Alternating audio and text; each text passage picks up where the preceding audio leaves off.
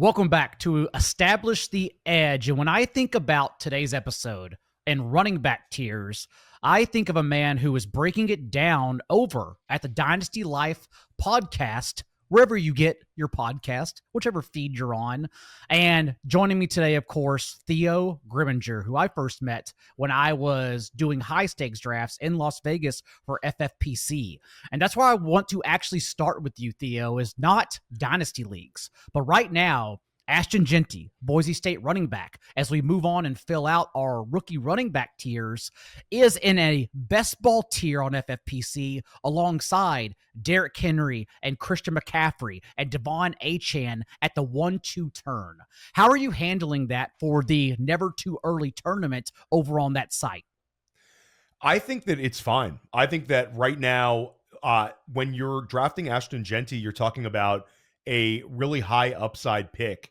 And this is a player that I think, like, as we get to the big money months, like you're talking August, you're talking September, he might steam up a little bit even earlier than where he's going now. Like, I don't know if you're going to see second round Ashton Jeanty once the ball starts moving. These guys never drop. Once there's steam for these young guys in high stakes, they only go up. And I'll say that his ADP is similar to what we saw with Bijan Robinson. But even guys like Najee Harris steamed up into the first round when he had that rookie first round draft capital. But with Jeanty, we're going to get insane draft capital. Like I think 6 overall is probably where we would both project him to go if the draft was today. And I think whenever you see a guy sort of projected to go there's a chance somebody jumps in at 4, at 5, and maybe it could be a mystery team, John. But even if it's Las Vegas at 6 overall, I think people are going to get really, really excited about that landing spot and the potential upside he has. You also have the ageist drafter. There's a lot of those guys out there that don't want to click that button on Derrick Henry, on Christian McCaffrey. Achane versus Jeanty is an interesting one. Achane showed us his receiving upside can be this past season. Obviously, it's an offense that knows how to utilize Achane. We've seen it now for over a year and a half of data there. But I think with Jeanty, it's sort of like trying to find that edge that can help you really win around the 1-2 turn. I think it's absolutely fine. Although he's in that tier for best ball, Jeanty obviously the 101, I believe, a tier of his own when it comes to rookie drafts. When we get to tier 2 for rookie running backs, it gets a little bit more complicated. JJ Zacharyson, who came on a couple weeks ago when the Great Late Round Prospect Guide was initially launched, came on this very show and even said that he has Omari and Hampton in a tier 2 himself at number 2 as the clear 102 in rookie drafts. What is your current second tier and what you're doing with the 102 in rookie drafts yourself? So right now, without knowing the landing spots, I've still been mocking Omari and Hampton as the 102 in Superflex. I agree with JJ there. I think Hampton was my RB2 heading into the NFL Combine, but it was sort of like a big argument in the community. Who's the RB2? You certainly saw like different fractions of people backing their guy. There was the Caleb Johnson backers, the Travion Henderson backers, and certainly the Omari and Hampton backers. But for Omari and Hampton to have that sort of performance athletically on top of how good he is as a prospect, and now we're able to project this round 1 draft capital where I would actually be surprised if Hampton falls out of the first round. You're seeing more and more people mocking him inside of the top 25 picks. Mm-hmm. Every time a prominent mock drafter drops a mock draft, Hampton's up there. He could go as high as Dallas at 12. I think that there is a outside chance that if Jeanty's selected somewhere like 4, 5, 6, that could create like a gravitational pull where a team positions themselves to get Hampton. So for me, I think that Hampton is in his own tier because we don't have any questions about the draft capital. We love the profile. The production's great. Athletically, he's fantastic, but it's also, we saw it for multiple seasons at UNC. We saw him catch the ball well. And when we talk about production, back-to-back seasons with 1,500 plus rushing yards and 15 touchdowns, that's a really, really high-profile list he's at in ACC history. The only other players to have that sort of success in back-to-back seasons were Lamar Jackson, Travis Etienne, and Dalvin Cook. All three of those guys hit very well for us in fantasy, and I expect Omari and Hampton to hit very well as well. I like a number of the other running backs that are behind him. I like a lot of them a lot, but I think when it comes to Hampton, I have him somewhere around RB6 already in Dynasty, and that's without even knowing the landing spot. Now, if it's like a Denver Broncos at 20, a Dallas Cowboys at 12, then I think you're talking about Hampton in an even more positive light. And I do think there'll be some surprise teams trying to maneuver their way to getting access to Hampton, just because I think he's so good and he checks so many boxes for us in fantasy. Like, the guy's awesome. He's just happens to be in a class with Ashton Jeanty. Beyond what you and JJ mentioned for the reasons Hampton being the strong and clear-cut 102, and I agree with you. I believe he's my 102 because of the players we would otherwise be mixing in there. We're not sure about Ted McMillan, if he's even going to be the first wide receiver drafted. So although he will go on night one, we have to discount him there slightly. But more importantly, the player who would probably go ahead of him in Matthew Golden is likely only getting there because scouts saw his 40 time and that's it. And I like Matthew Golden as a player, but now we're talking about him being in the same range as Hampton simply because of his 40. Like, that's the only reason. Thus, I do want to be stronger on Hampton in a tier for himself at 102. Beyond that, though, you talked about liking other running backs. I think this is where we really start shuffling in the Ohio State teammates, Travion Henderson, Quinshon Judkins, who, of course, a 4.48 40 at 220 pounds, and of course will catch Coach's eye, I believe, on day 2. Maybe even it's a long shot at the end of day 1, just given his 290 touches at 19 and 20 years old.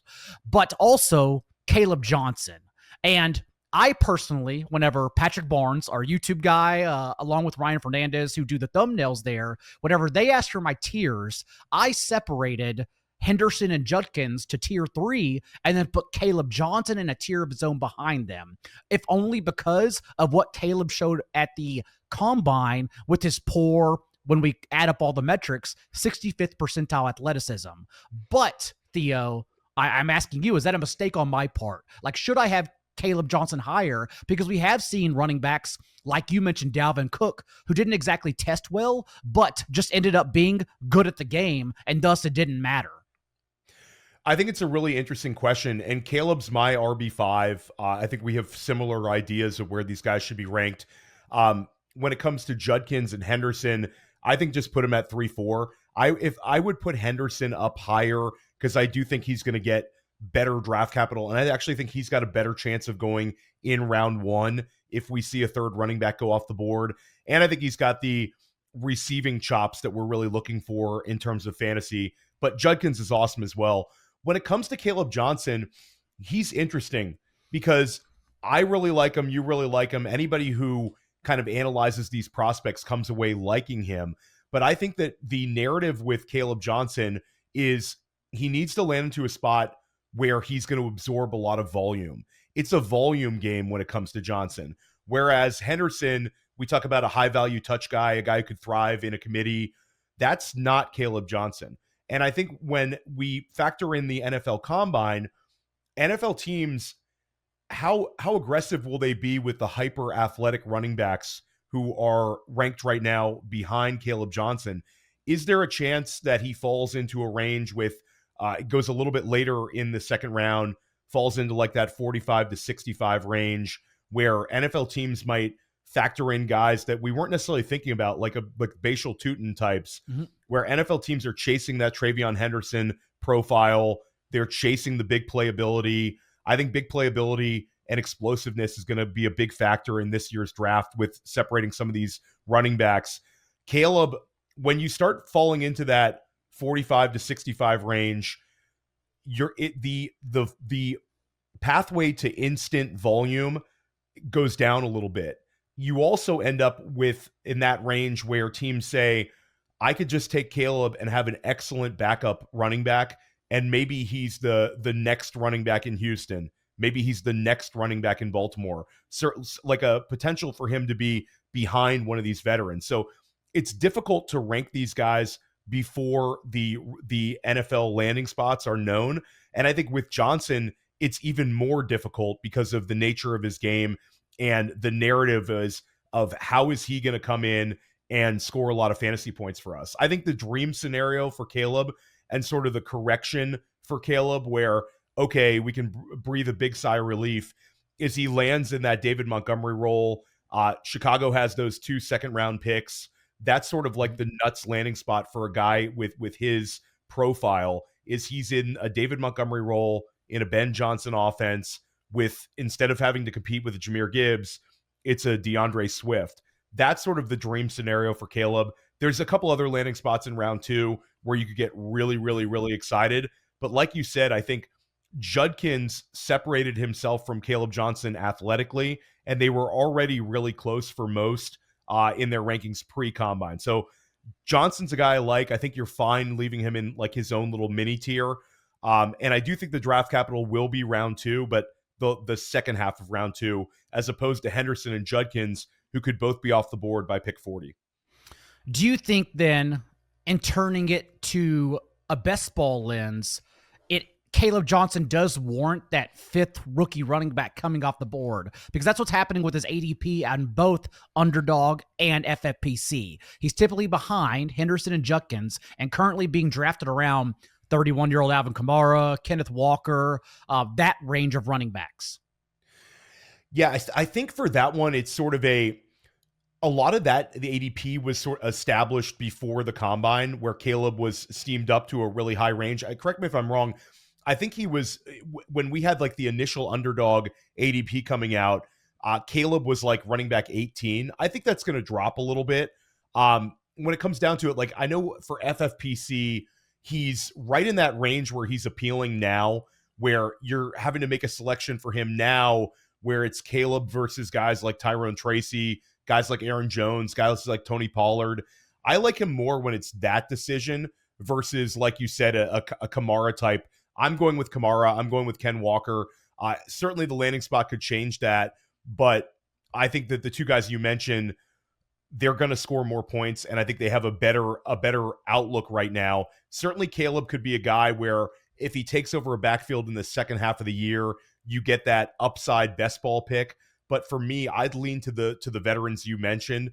But again, if his ADP stays around this high-end RB3, running back 2, running back 3 line, then there's some appeal with Johnson because, again, he does have the profile as a guy who could take over. And in those best ball formats, we are chasing upside depending on the size of the field.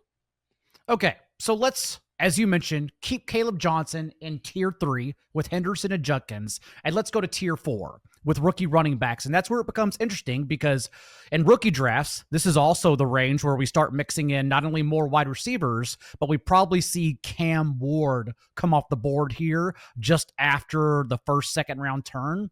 But for rookie running backs, these are also the guys I'm confident that will go on day 2 in the second or third round. And that list in whatever order for my tier includes Cam Scatterboo, Bashal Tootin, who you already mentioned, who profiled as this class's most athletic running back, 100th percentile 4.32 40 time. The class is only back with a 40-inch vertical. And despite playing through injuries, that's a part a lot of people forget about last year, still averaged 4.4 yards after contact per carry.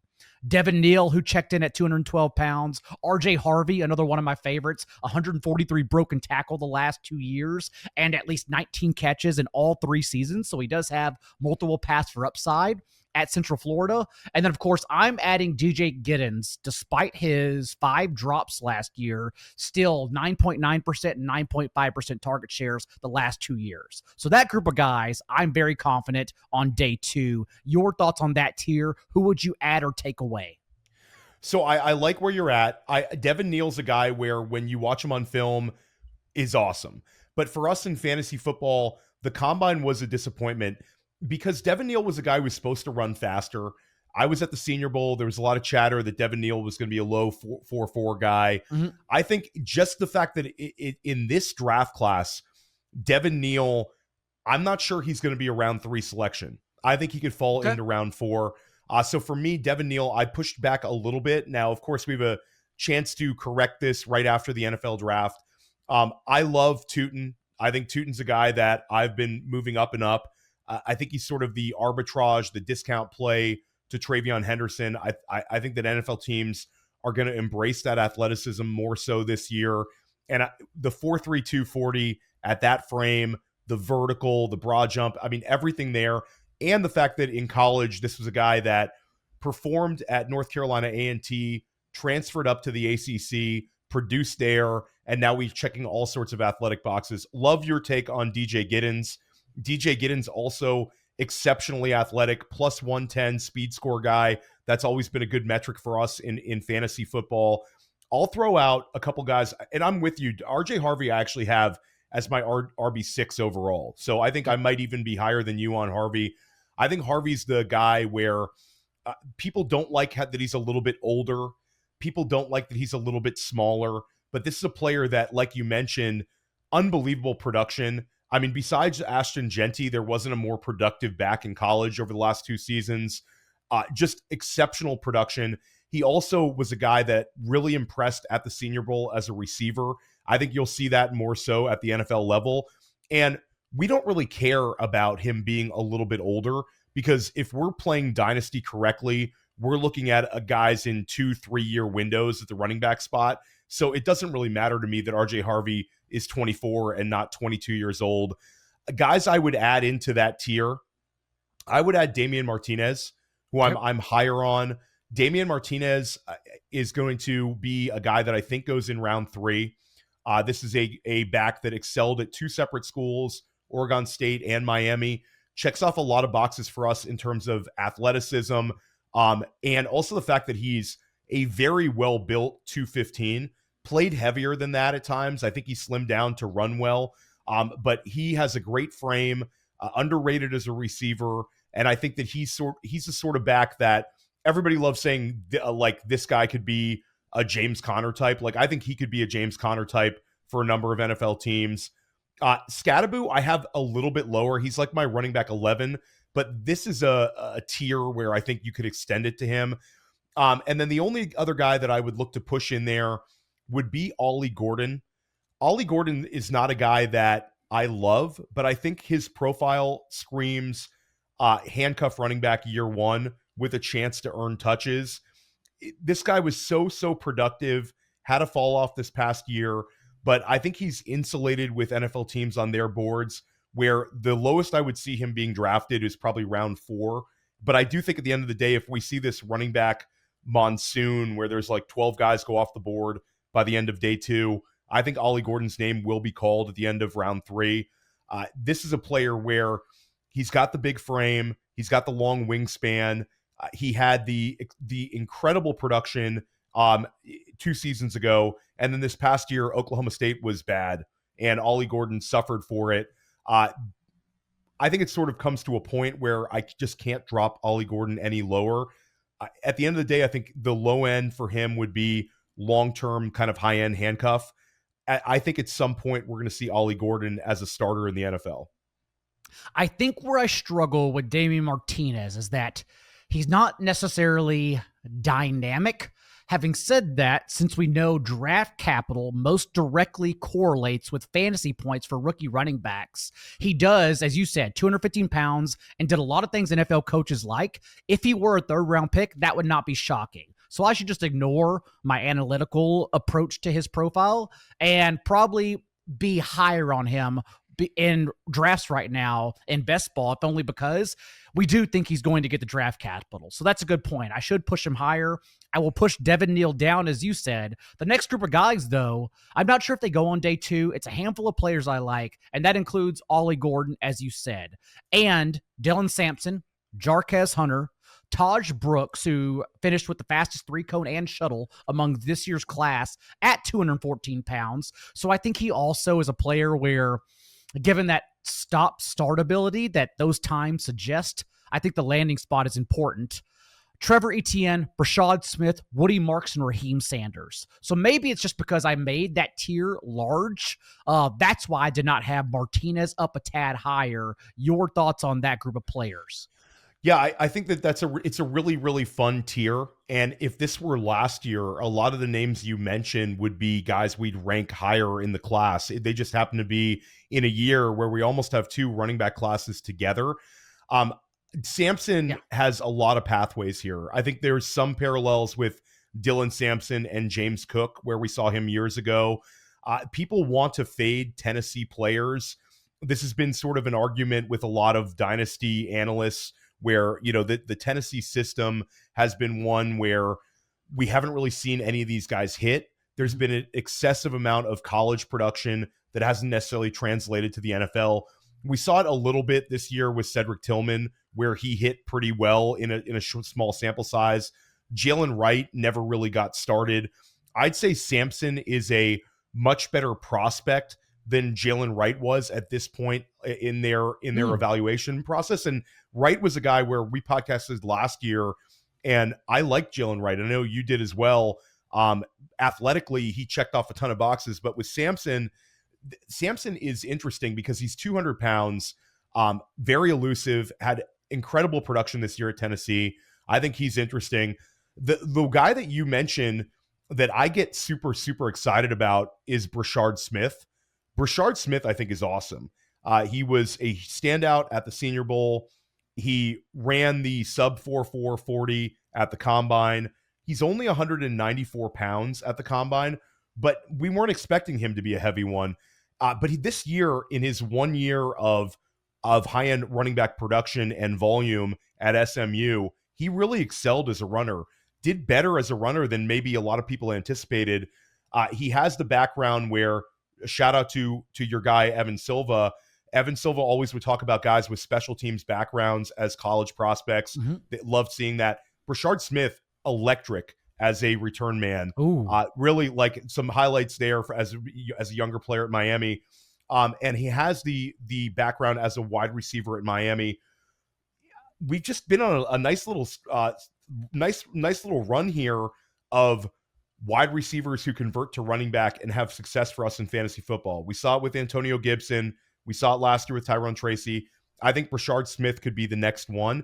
And based on his size and where we anticipate he's going to get drafted, I think that this is a guy where he'll end up being in a lot of third-round dynasty rookie draft values.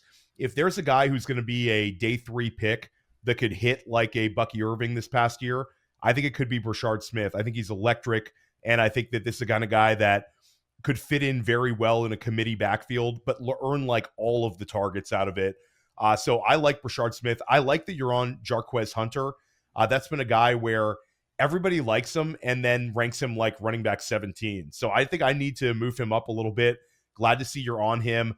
Hunter excelled at Auburn. He also produced alongside Tank Bigsby, who was a 3rd-round pick a few years back, and of course had some fantasy success this past season. Hunter is a little bit smaller, but he's incredibly powerful.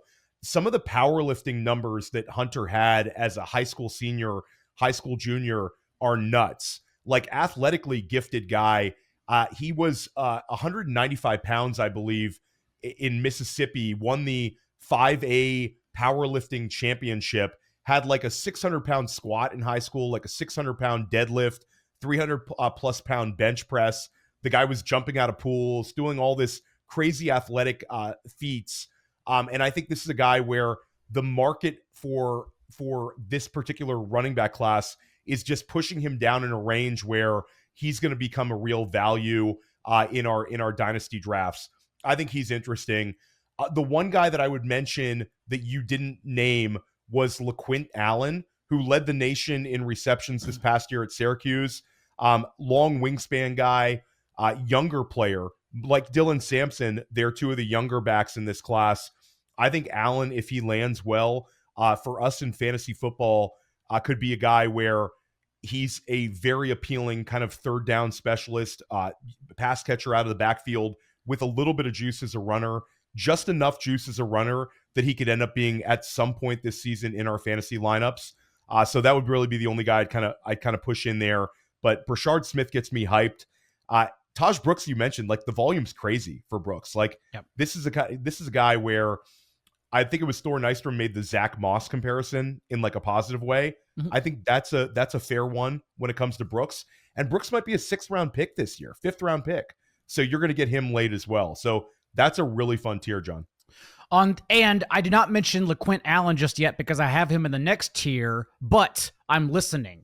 The next tier of long shots that I'll get to momentarily, but I do want to stop and ask you the opposite side of that spectrum. Is there someone in there who you find yourself behind right now or wanting to be underweight before the NFL draft in both best ball and rookie drafts?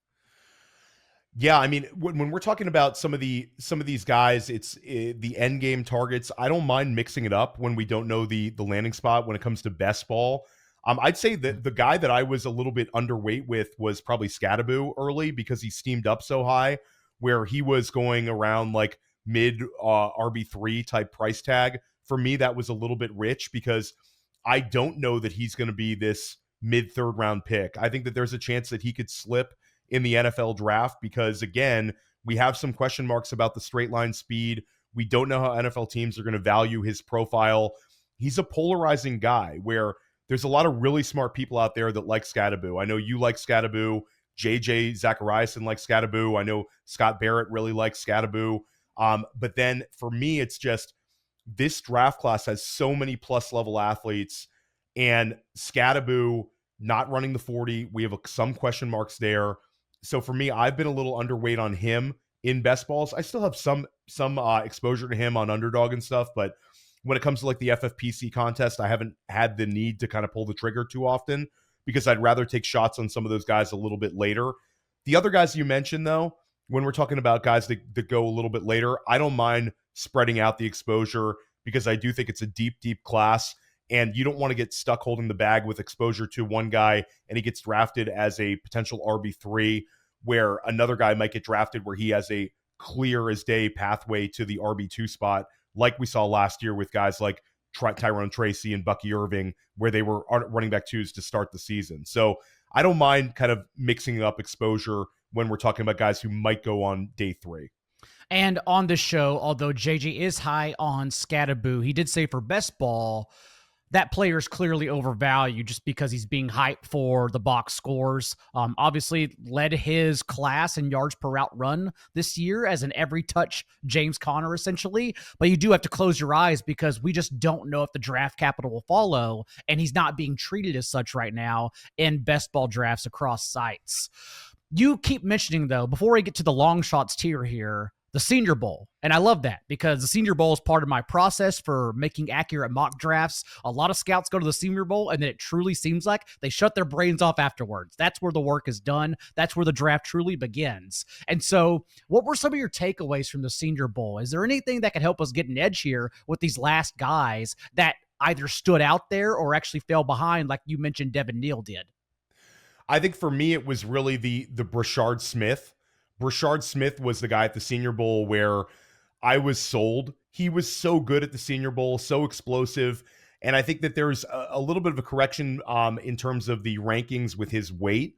But everything you wanted to see from Brashard Smith, you saw at the Senior Bowl.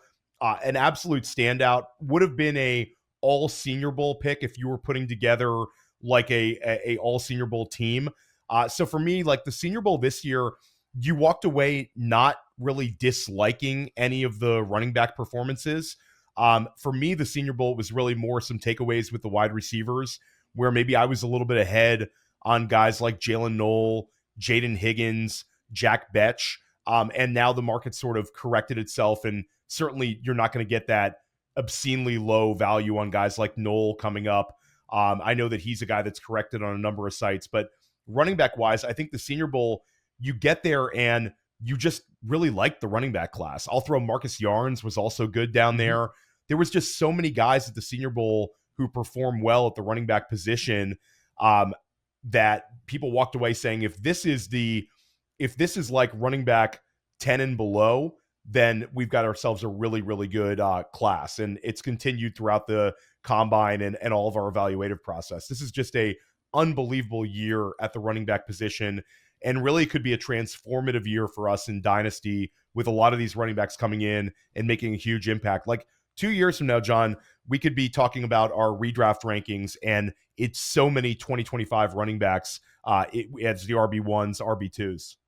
I'm glad you mentioned Marcus Yarns too, because he's in this last long shot tier for me of someone I'm collecting in the last round of drafts, just in case the capital is good on day 3. Also throwing in there Jaden Blue. You mentioned LaQuint Allen with a 15.8 and 13.9% target shares his last 2 years. Montrell Johnson, another favorite I'm tacking on to the last rounds. Khalil Mullings, Jaquindon Jackson, and Corey Kiner. Anthony Amico, who controls the Dynasty rankings EDTR. He also wants me to mention, because he couldn't make it today, Kyle Monagai, who 250 touches in both of his last 2 seasons with 0 career fumbles at Rutgers, and Donovan Edwards. For me, Amico's also higher on Jordan James. I haven't had this conversation with him yet, so I don't want to call him out here. I don't think I would draft Jordan James at all, since he wasn't able to stand out at Oregon in a 1-quarterback 4-round rookie league. But your thoughts on that tier and some outliers in general? So I think Jaden Blue is really interesting. This, like, when we talk about speed, Jaden Blue has like exceptional speed. This is like a sub 4.3 guy, and Jaden Blue also projects probably to be a high value touch guy, a receiver out of the backfield. But Blue, I think, could end up getting drafted a little bit higher than some of us are projecting him, because I think that people are going to really be chasing that speed. Yarns is interesting as well. Yarns is a player that could end up being a wide receiver at some point. I think he's got pathways as like a lot of the guys we're talking about here, John, are guys that check off boxes for us, that they can catch the football, which is really half the battle for us in fantasy. So it's really how much rushing production can they get and how much volume can they sustain. You bring up Donovan Edwards. I think Edwards would have been a guy that he went back to Michigan. If he would have come out last year, would he had a better pathway to getting a little bit earlier draft capital? He was just so good in the national title win over Washington. I believe he had the game's first touchdown. And Edwards is a guy where some NFL teams might really like him as a receiver, but he's also a really big frame guy. It's a very fun tier. And I think it's okay with this tier that you let draft capital and landing spots influence how you select these guys in your dynasty rookie drafts. We don't want to get like over the top with these guys in case some of them slip.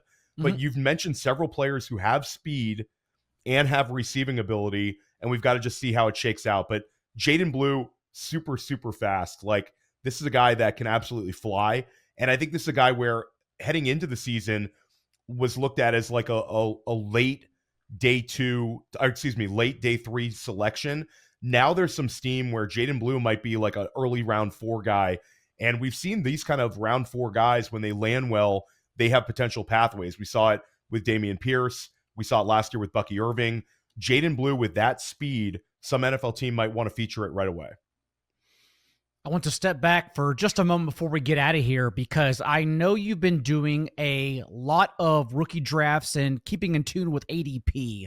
And I've asked everyone, so I'm asking you, who is a player that you find yourself being overweight on in rookie drafts this year so far, or someone you believe you'll be overweight on post-draft just because of how your league is handling them instead?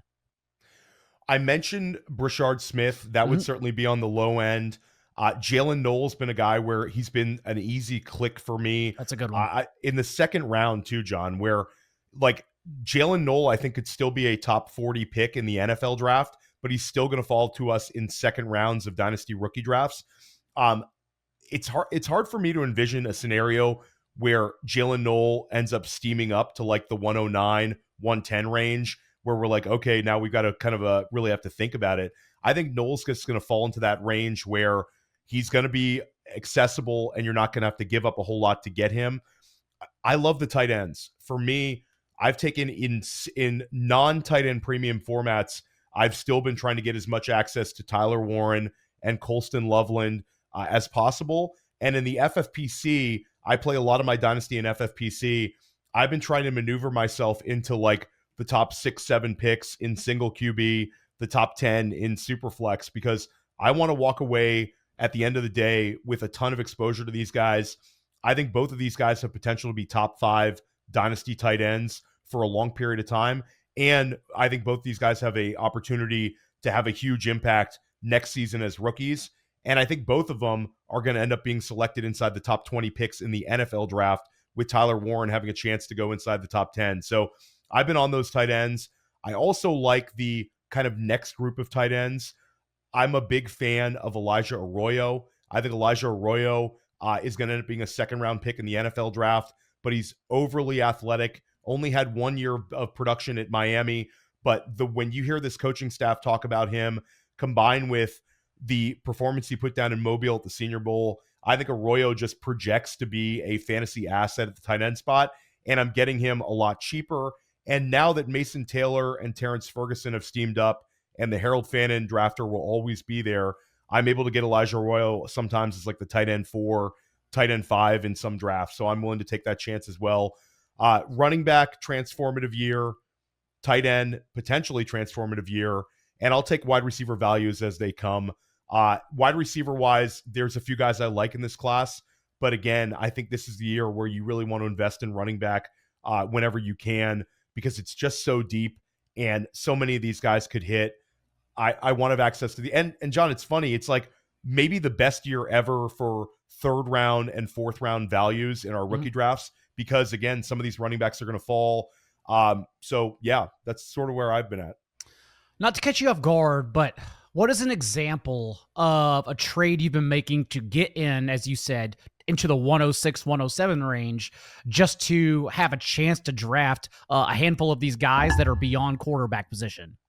Yeah, so I went out and traded a 2026 first and a 2026 second to get the 106 in a FFPC $250 single QB league. Mm-hmm. So I'm willing to kind of trade next year to move into this year to get that sort of value. FFPC cut day is March 31st. So you'll see a lot of action right before and right after it when teams try to whittle down their rosters. But for me, I'm looking to move up in single from like the 112 area to get inside to like the 109. And in super flex leagues, I want to have access to that 107 to 110 range as well, because I think that one of those tight ends is going to be available there. The way I think it's going to sort of play out in these FFPC rookie drafts is I think Tyler Warren's going to go higher than you think he is. We saw it years ago when Dalton Kincaid was selected in the first round. You saw him move way, way up. I think it's going to be the case with Warren, but the marketplace is already on Warren. And I think that the fact that Laporta has been tight end 1 overall, Brock Bowers tight end 1 overall in consecutive seasons is going to make people value the rookie tight end even more. The value might end up becoming Loveland. And I think that there's a scenario where Loveland ends up becoming an even better fantasy asset than Warren. Loveland is 2.5 years younger. He's taller. He's more athletic. We haven't seen that insane volume from Loveland, but we did see him be the second leading receiver on the national title team. He had 3 fewer receptions than Roman Wilson. Roman Wilson, third round pick last year.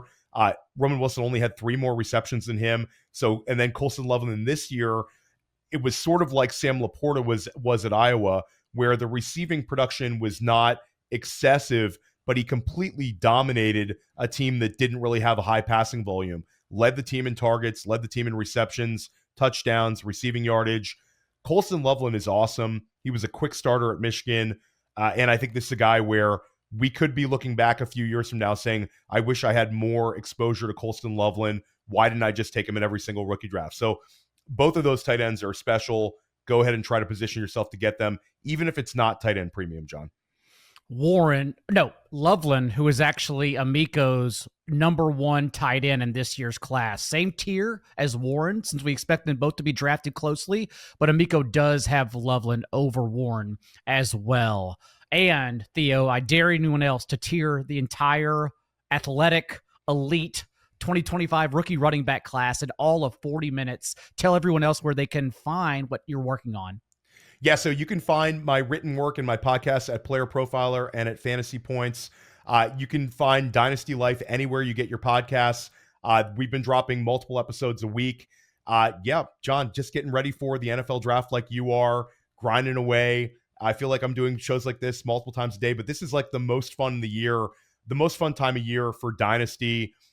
Again, it's nothing better than Dynasty rookie drafts and diving into the rookie process and the NFL draft. This is like the best month of the year. So I love it. And yeah, this was awesome today, man.